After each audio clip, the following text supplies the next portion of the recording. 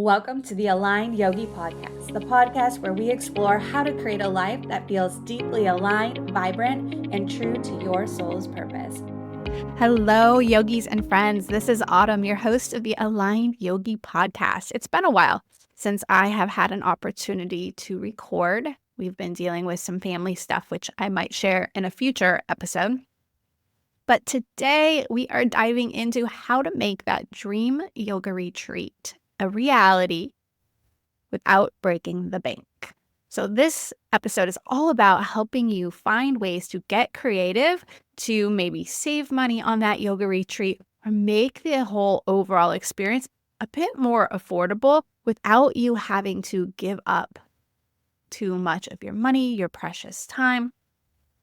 I'll be sharing the same travel hacks that I use when I am planning out my own travel, my own retreat experiences.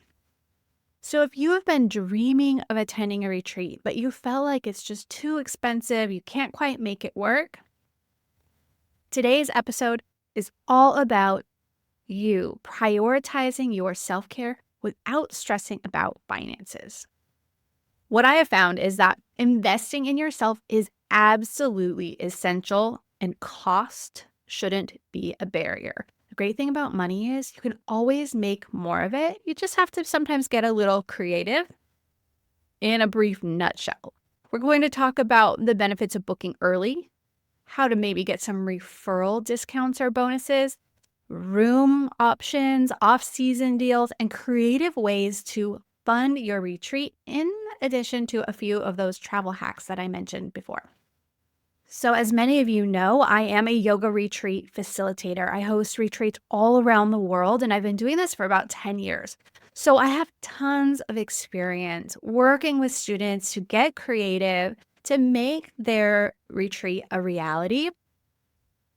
And I have tons of experience traveling the world, making the retreats or the travel experiences I want a reality. I want to help you do the same for yourself. The first part of this episode is all about planning and booking smartly. And that starts with booking early. If you can book early, most hosts offer some type of early bird discount. If they don't offer a discount, usually that's also when they have the best bonuses.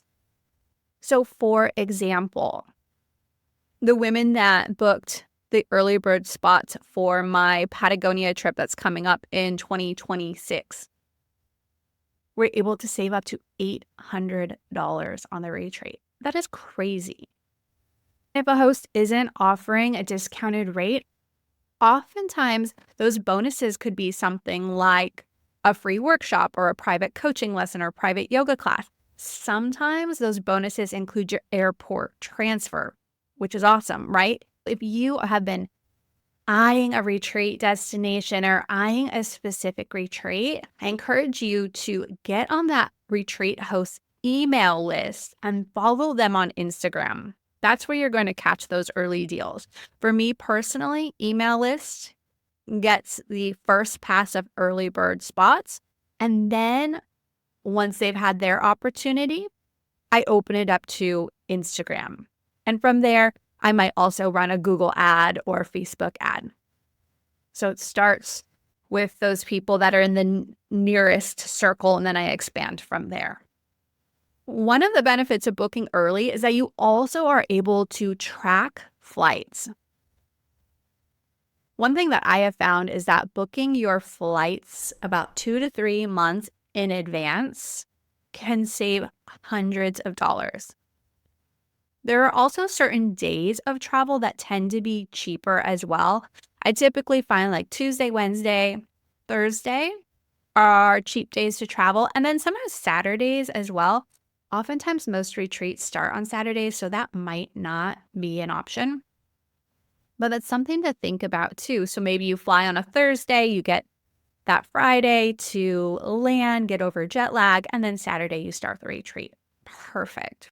I actually want to share the travel apps that I use when I'm looking for tickets. Google Flights, obviously, is a great one to use. I also use one called Skyscanner. I love Skyscanner, and I feel like it's so underrated. But Skyscanner is great for setting up price alerts and also finding really great cheap flights that you might not find elsewhere. If you are looking to travel, you can set your Skyscanner search to search from where you live and search out to the destination that you're wanting to go. And you can include different airports, things like that. You can look on the map. If you are somebody that is not very risk adverse and you like to save a larger amount of money, I have actually used SkipLag in the past to book my tickets. SkipLag, what it does is it will pair up different tickets from different airlines. So you're actually booking multiple tickets, but sometimes by doing that, you actually end up getting a cheaper flight deal. This is a little bit riskier, of course. So if your first flight was delayed, you'd end up forfeiting your next flight.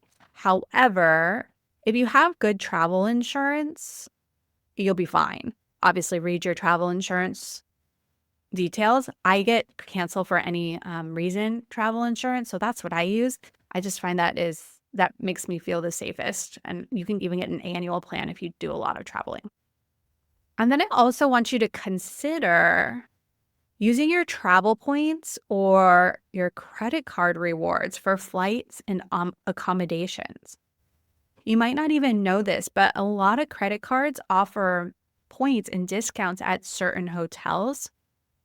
You can also sign up for a credit card that earns you points for flights. This can be really awesome if you are somebody that can be really consistent with paying off your balance every month. You can build up a lot of points by putting your bills, by putting your groceries, your rent, if you pay rent, all on a credit card. And then you can build up those points and apply those to a flight and save some money that way. And the third thing I want to talk about in this plan and book smart section is consider traveling in the off season or shoulder season. I personally typically host retreats in high season or just barely in that shoulder season because I'm picky about weather and things like that. But retreats themselves are often cheaper during those off-peak months. And a good host is going to take into consideration what off-season means in that destination. So if you're, say, we'll use Nicaragua or Costa Rica, for example, during the rainy season, oftentimes it's not rain all day, typically rain in the later afternoon. So perhaps that means that in the morning, you're going to go out and go for a hike, right? You're going to go on an adventure or go to the beach when the weather is beautiful and the sun is out. And then in the afternoon, maybe you'll have a workshop and your yoga class when the weather is most likely to rain. So a good host is going to take in those types of considerations. Another thing is the summers in Bali are beautiful and magical. Travel in Bali in May is also wonderful. September, wonderful. October, it gets a little iffy. And November, you're likely getting rain every day. I do find that in Bali, it rains most of the time during the rainy season. They get a lot of rain. It's not necessarily just those tropical showers, but multiple showers a day. So for example, I wouldn't host a yoga retreat in Bali during the rainy season.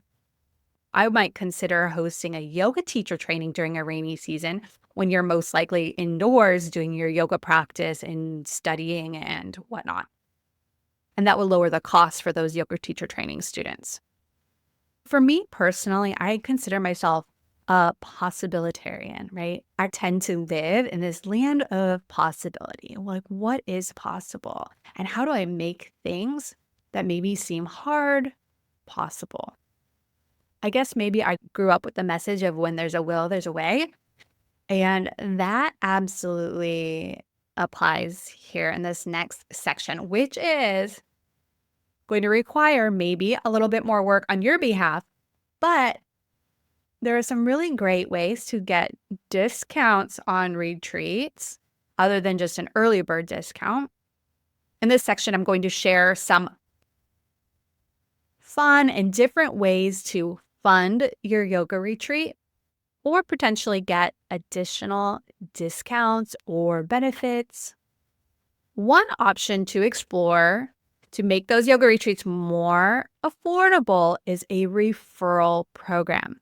Some teachers have a referral program, and some retreat facilitators, businesses have a referral program that you can find on their websites. Some offer it to just their VIPs or people that have been on retreats in the past.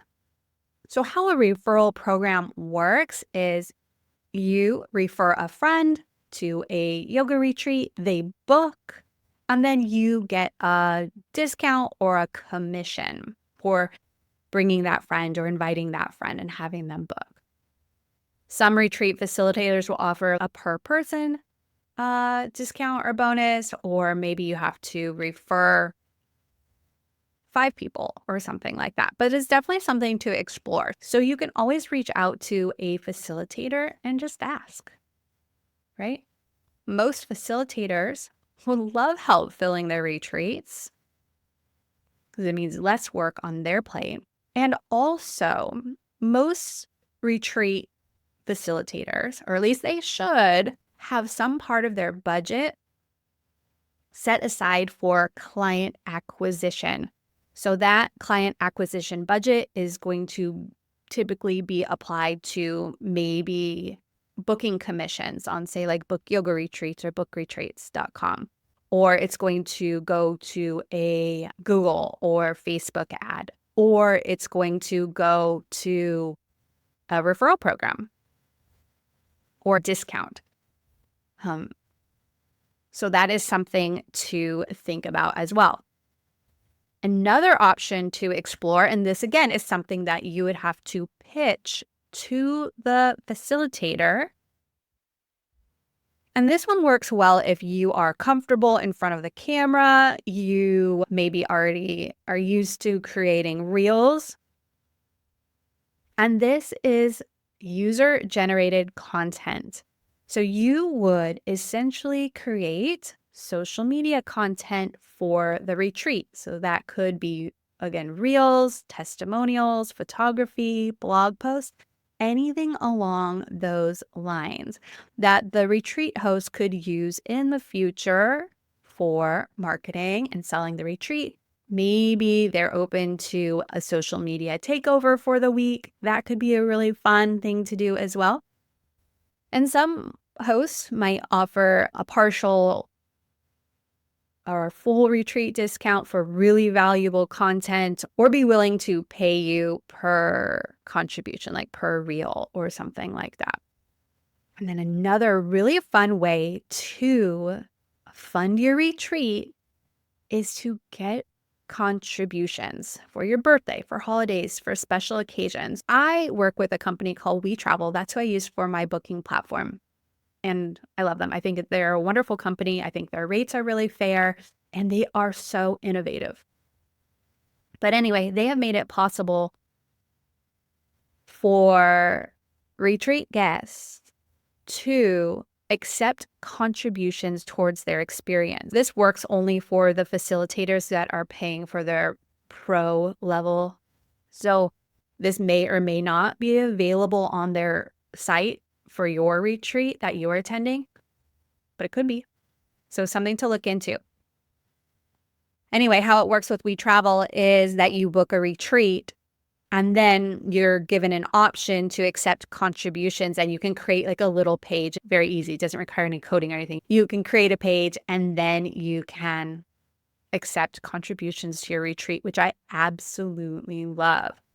I don't think people take advantage of this benefit enough.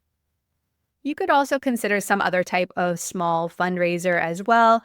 Maybe you offer a special class or workshop to your friends, your students, whatever kind of world you're in, and those proceeds go to funding your retreat. So get creative here.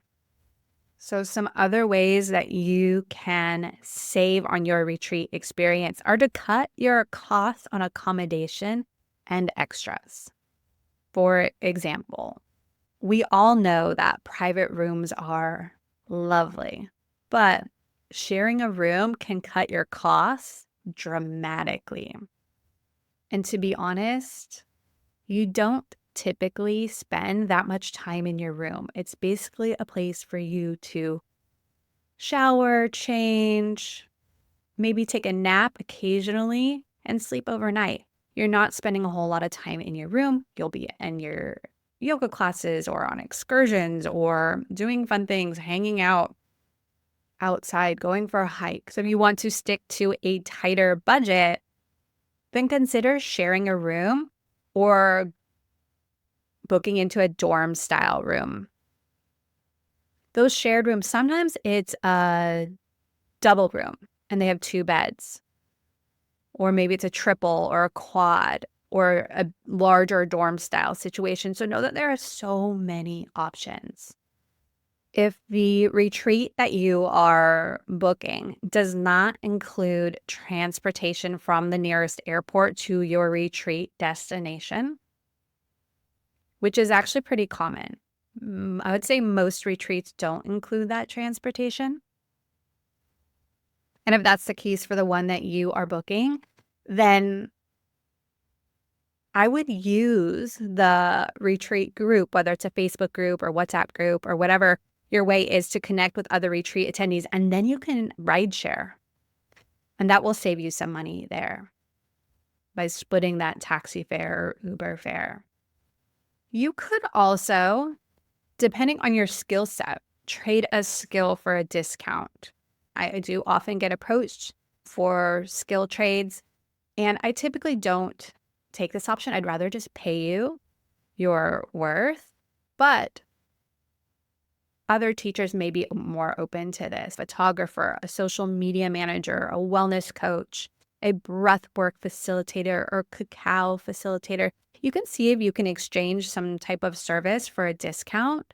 And that could be a really fun way for you to get yourself in front of another audience, as well as bring a lot of value to a retreat. Some retreats might need help with logistics or guest support.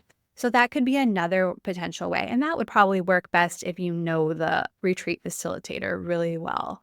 For me personally, I wouldn't just hand over retreat logistics or guest support to just anybody. But if it was somebody in my community, I might consider something like that.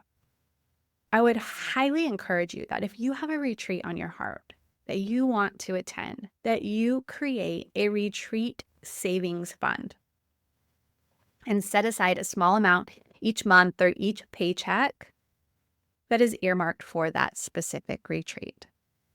Because $50 here, $50 there, 20 here, 20 there, it all adds up over time. You can use apps like Digit or Capital. You can round up all of your transactions on your debit card, and that round up money goes into a special account. You can also look for retreats that offer payment plans, installment plans, which make budgeting easier. So instead of paying like $2,000 up front, you might pay $500 over 4 months.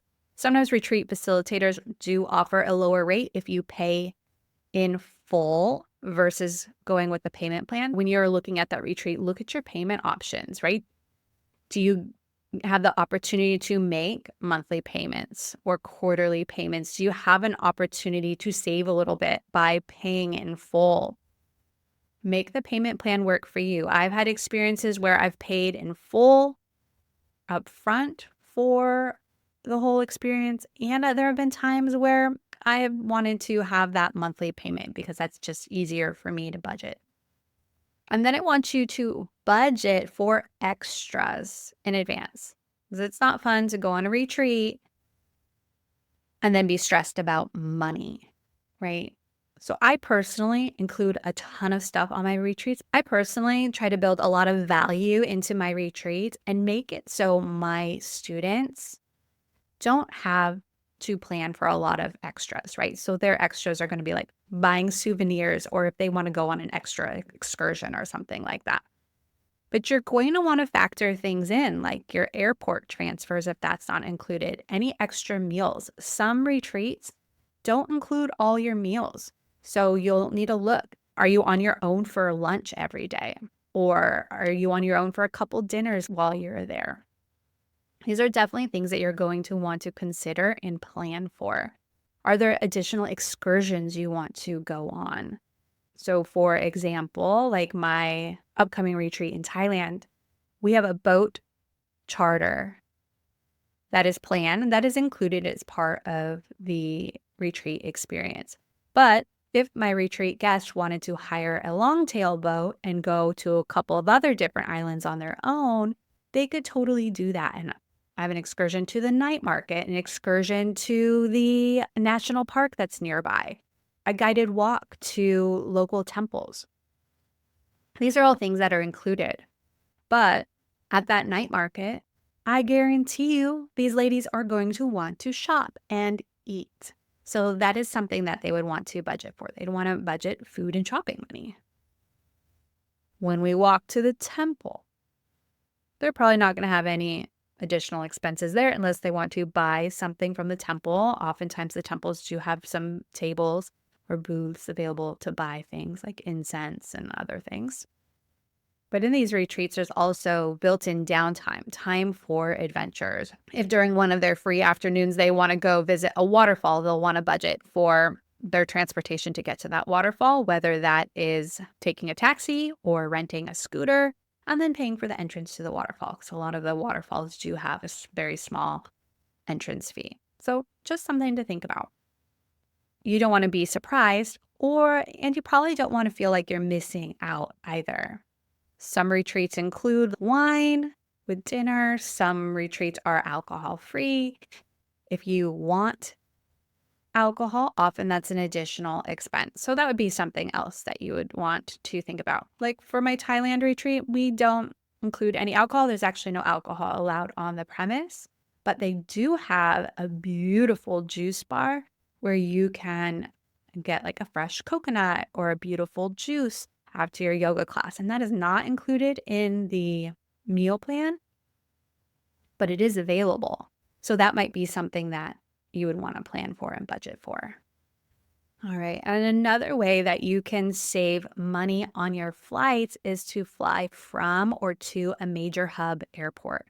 Like, for example, for me, I'm currently living in Wilmington, North Carolina, and we have an airport and it's great. It is small. So it often means a flight from here to somewhere else to a hub airport and then continuing on my journey.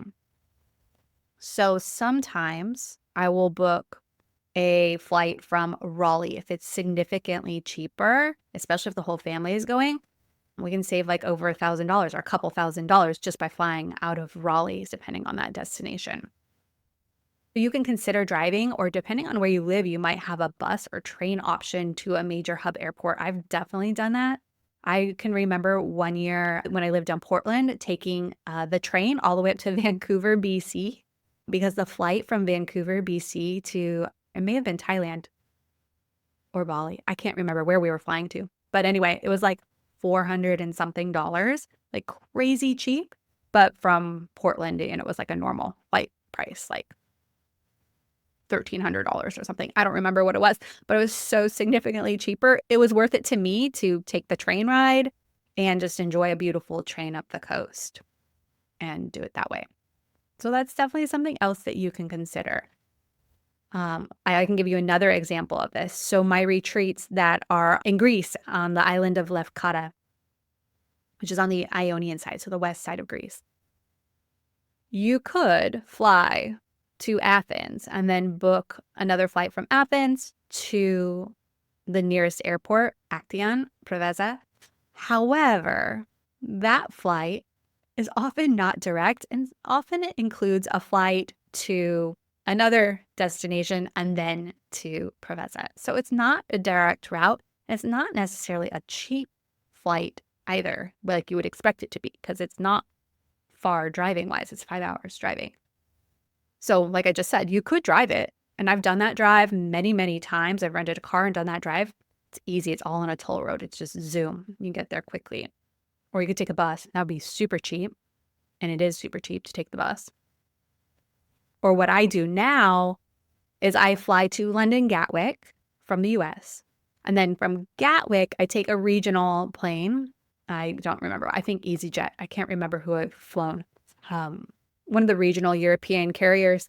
I'll take that directly to Preveza. And it's so much cheaper and so much faster. And I can skip Athens because I've done Athens multiple times. I don't necessarily feel like I need to spend time in Athens. So I can just skip that. And it makes my travel time shorter, which means less time in airports, less money spent on food. My flight is cheaper as well. So explore these different options. Sometimes even like doing your big flight, like your flight across the Pacific or across the Atlantic with a major carrier, and then switching to a regional carrier like Ryanair, EasyJet, or AirAsia saves a decent amount of money as well.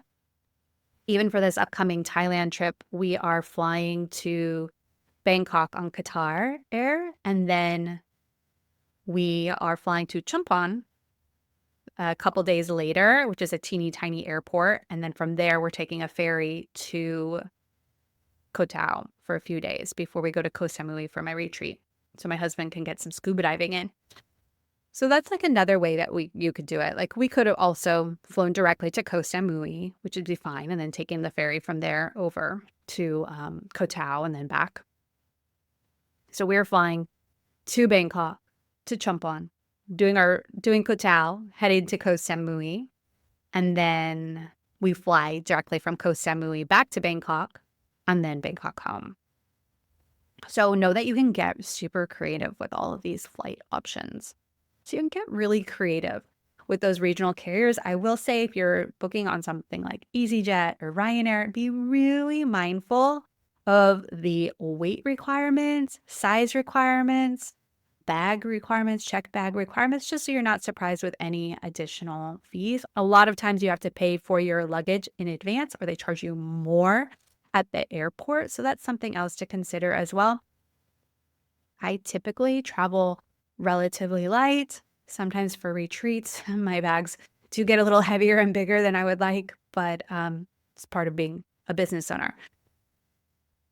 As a retreat attendee, you could probably get away with just your carry-on roller bag for a week of yoga clothes and swim clothes. Another thing to consider is that you don't have to go abroad. You don't have to go on a big international trip to have a beautiful retreat experience almost in your own backyard. Consider the domestic retreats as well.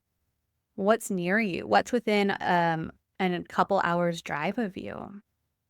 The Back to Nature retreats I host in Oregon are just outside of Eugene and just a couple hours from Portland and a couple hours from Bend. So they're driving distance to these hub cities.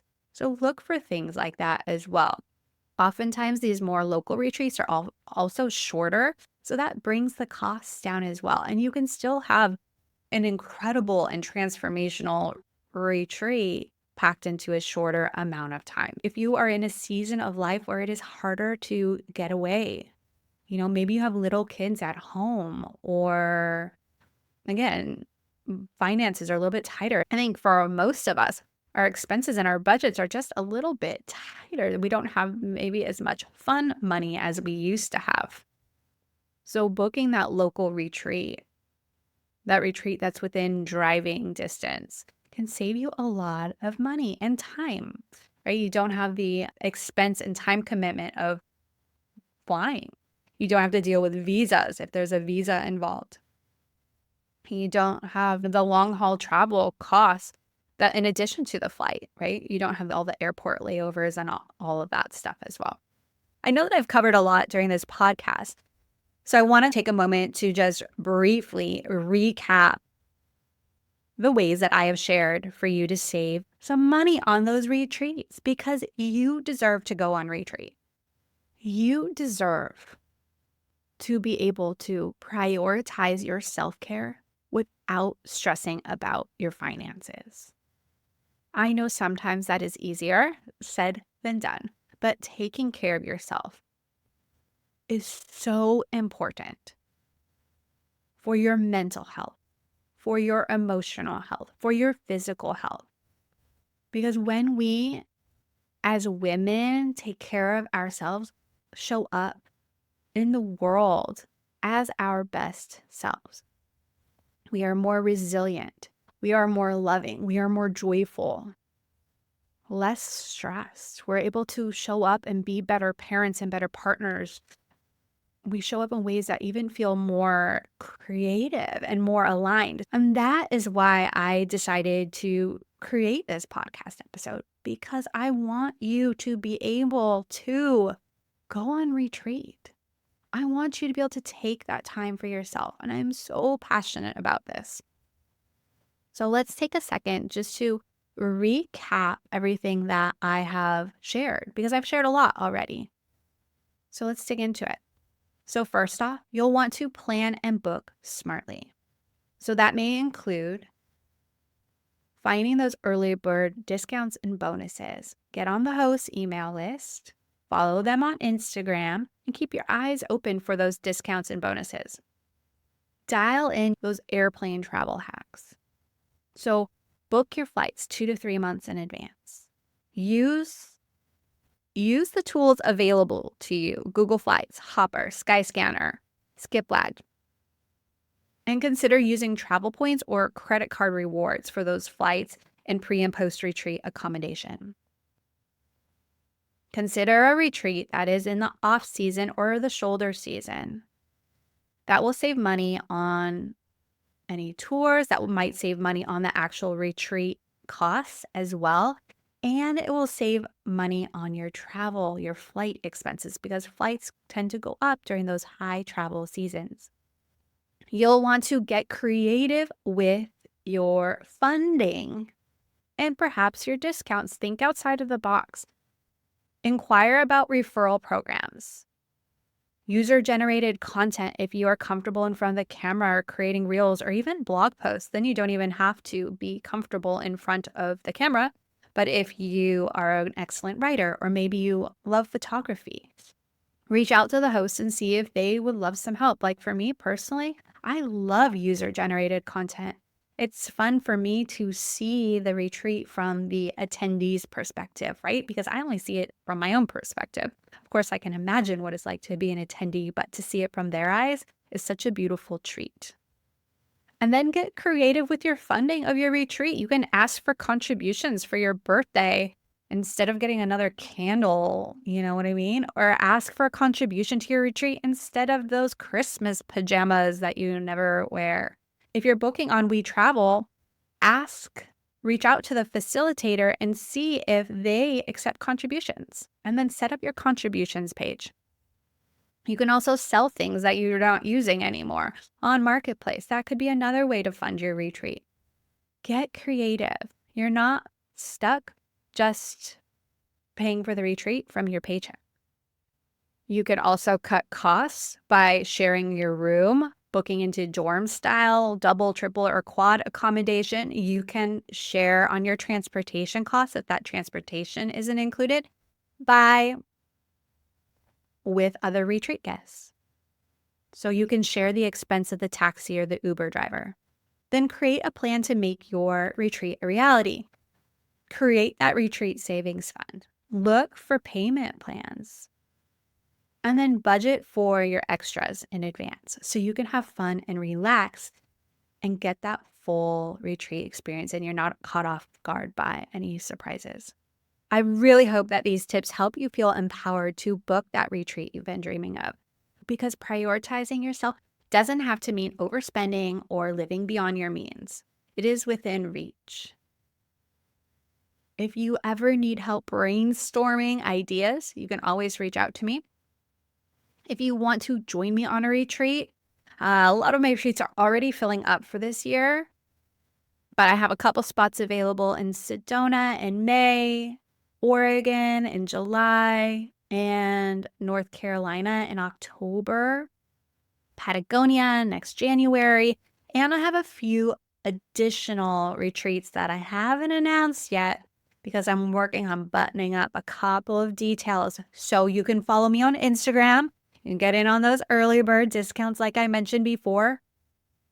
or join the email list, even better, because then you get first dibs, which means you also get first dibs on the best rooms, all that fun stuff too. And I wasn't planning on doing this, but now that I'm thinking about it, I am going to create a free retreat budgeting guide for you and a savings check. I would love to hear your favorite money-saving travel hacks. Maybe there's something I'm missing. So go ahead and DM me on Instagram. I'm on Instagram at Ambuja_yoga. That's AMBUJA_yoga. And you can download your free retreat budgeting guide and savings checklist at autumnadamsyoga.com. Check out the podcast and you'll see it linked in this episode's show notes. I'll also probably link it up on my Ambuja Yoga site as well because I think it'll be really helpful. Once again, thank you for being here. I am so grateful for you. Give this podcast episode a like, review, and subscribe. Until next time, bye for now.